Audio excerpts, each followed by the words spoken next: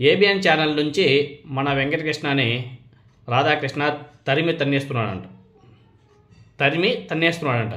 ఎందుకంటే ఏబిఎన్ ఛానల్లో పనిచేస్తూ రాధాకృష్ణకి చెడ్డ పేరు కూడా చేస్తున్నాడంట.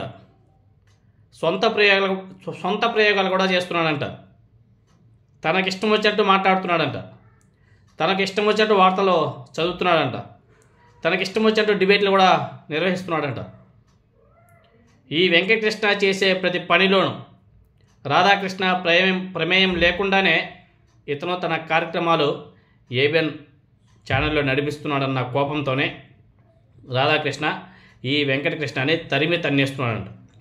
నువ్వు ఎక్కడికైనా వెళ్ళిపో, నువ్వు సొంత ఛానల్ పెట్టుకుంటావా పెట్టుకో, ఎక్కడన్నా వెళ్ళి వేరే ఛానల్లో చేరుతావా చేరుకో, నాకు నష్టం వచ్చిందేమిలే, కానీ ఫస్ట్ అయితే నా ఛానల్ నుంచి బయట వెళ్ళిపో అని చెప్పేసి రాధాకృష్ణ నుండి వెంకటకృష్ణకి వార్నింగ్ కూడా వెళ్ళాయంట. ఆల్రెడీ రాజీనామా పత్రం కూడా సమర్పించేశాడంట. ఇప్పుడు మన వెంకటకృష్ణ టైం పీరియడ్ ఉంటుంది కదా, ఆ టైం పీరియడ్లో పనిచేస్తున్నాడంట. రేపో మాపో వెంకటకృష్ణ బయట వెళ్తాడు. ఈ వెంకటకృష్ణ గతంలో ఎక్కడి నుంచి వచ్చాడు? ఏపీ 24/7 అనే ఛానల్ ఒకటి ఉండేది. ఆ ఛానల్ నుంచే అక్కడ వాళ్ళు గెంటేస్తే వచ్చి ఏబిఎన్ ఛానల్లో పడ్డాడు. ఇప్పుడు ఇక్కడదంతే ఇంక ఏ ఛానల్లో వెళ్ళి పడతాడో తెలియట్లే. అంటే ఎక్కడో ఒక చోట ఈ వెంకటకృష్ణ వెళ్ళి అంటే ఏదో ఒక పచ్చ ఛానల్లోకే వెళ్తాడు. లేకపోతే ఇప్పుడు తెలుగుదేశం పార్టీ అధికారంలో ఉంది కాబట్టి ఏదో ఒక పెద్ద బడా బాబుని పట్టుకొని సొంత ఛానల్ని పెట్టేస్తాడు. ఎందుకంటే తెలుగుదేశం పార్టీలో ఉన్నటువంటి నాయకులకి డబ్బులకి తక్కువేం కాదు. అందులో ఇప్పుడు వాళ్ళే అధికారంలో ఉన్నారు. అధికారంలో ఉన్నప్పుడు ఇంకా డబ్బులు వాటిష్టంగా అయ్యో వచ్చేస్తాయి. అందులో మన వెంకటకృష్ణ కంప్లీట్గా తెలుగుదేశం పార్టీ వర్షన్ తీసుకొని మరీ మాట్లాడతాడు. కంప్లీట్గా ఇంకా టీడీపీ అనుకోవాలి ఒక విధంగా చెప్పాలంటే. కాబట్టి ఈయన థింకింగ్కి తెలుగుదేశం పార్టీలో ఎవరో ఒక బడా నేత ఎవరో ఉన్నారంట, ఆయన ఈయనకి సహకరిస్తున్నాడంట.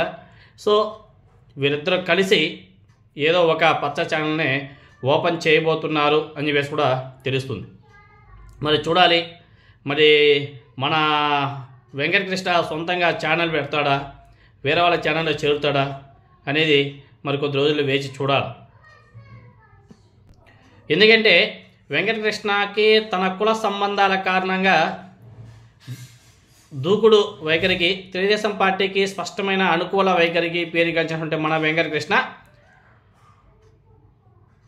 చాలామంది యాజమాన్యాలతో కూడా విభేదాలు కూడా పెట్టుకున్నాడు. గతంలో కూడా ఏపీ 24/7 ఛానల్ ఉండే డైరెక్టర్ మరియు ఎడిటర్ ఇన్ చీఫ్ పదవి నుంచి అక్కడ తొలగించబడిన తర్వాత 2020లో ఏబిఎన్ ఛానల్ కూడా చేరాడు మన వెంకటకృష్ణ.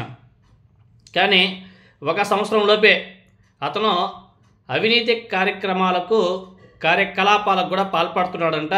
అదేవిధంగా జర్నలిజాన్ని బ్లాక్మెయిల్ చేస్తున్నాడని చెప్పేసి అతని మీద ఆరోపణలు కూడా వచ్చాయంట. గత కొన్ని నెలలుగా ఆయన చర్చలు నిర్వహిస్తున్న తీరు పట్ల ఏబిఎన్ ఆంధ్రజ్యోతి యాజమాన్యం రాధాకృష్ణ అసంతృప్తిగా కూడా ఉన్నాడంట. ఈ వార్తలు కూడా వస్తున్నాయి. తర్వాత ఛానల్ యాజమాన్యం అతన్ని రెడ్ హ్యాండెడ్గా కూడా పట్టుకొని నిష్క్రమణ ద్వారాలను చూపించిందని చెప్పేసి కూడా తెలుస్తుంది. మరి ఏం తప్పులు చేశాడో ఏమో తెలియదు, కానీ ఏదో విధంగా అతను వెనక్కి తగ్గి ఇప్పటివరకు ఎగ్జిక్యూటివ్ డైరెక్టర్ పదవిలో కూడా కొనసాగగలిగాడు. రేపో మాపో తరిమేస్తారు, వెళ్ళిపోతాడు. అదేవిధంగా మన గతంలో చాలామంది చెప్పుకోవచ్చు, మన TV5 సాంబశివరావు ఏమైపోయాడో తెలియదు, అడ్రస్ లేకుండా పోయాడు. ఇదే ఏబిఎన్ ఛానల్ నుంచి వైఎన్ఆర్ గారు ఆయన కూడా బయట వెళ్ళిపోయి ఆయన ఒక యూట్యూబ్ ఛానల్ పెట్టుకున్నాడు. తర్వాత TV9 నుంచి జాఫర్ ఆయన కూడా బయట వెళ్ళిపోయి ఆయన కూడా ఒక యూట్యూబ్ ఛానల్ పెట్టుకున్నాడు. తర్వాత దేవి ఆమె కూడా మేబీ వెళ్ళిపోయినట్టుగానే ఉంది. ఇలా చాలామంది వెళ్ళిపోయి వాళ్ళు సొంత ఛానల్ని క్రియేట్ చేసుకోవడమో లేదా వేరే ఛానల్లో పనిచేయడమో చేస్తున్నారు. మరి ఇప్పుడు మన వెంకటకృష్ణ ఏం చేస్తారనేది సస్పెన్షన్గా ఉంది. కానీ ఇప్పుడు తెలుగుదేశం పార్టీ అధికారంలో ఉంది కాబట్టి మ్యాక్సిమం సొంత పచ్చ ఛానల్ని ఓపెన్ చేసినా ఆశ్చర్యపోవాల్సిన విషయం లేదు. వైఎస్ఆర్ కాంగ్రెస్ పార్టీ మరొక పచ్చ ఛానల్ని ఎదుర్కోవాల్సిన అవసరం కూడా ఉంది.